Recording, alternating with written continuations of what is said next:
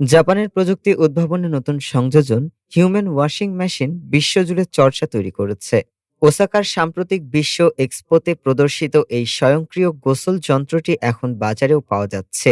জাপানের প্রযুক্তি প্রতিষ্ঠান সায়েন্স ইনকর্পোরেশন তৈরি করেছে বিশেষ ক্যাপসুল আকৃতির এই মেশিন, যেখানে ব্যবহারকারী শুয়ে পড়লেই বিনা নড়াচড়া বিনা ঝামেলায় শুরু হয়ে যায় শরীর ধোয়ার প্রক্রিয়া।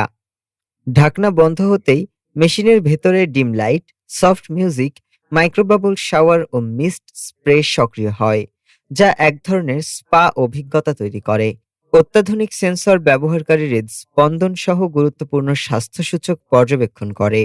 ফলে কোনো অস্বস্তি বা স্বাস্থ্য ঝুঁকি দেখা দিলে মেশিন সক্রিয়ভাবেই ব্যবস্থা নেয়।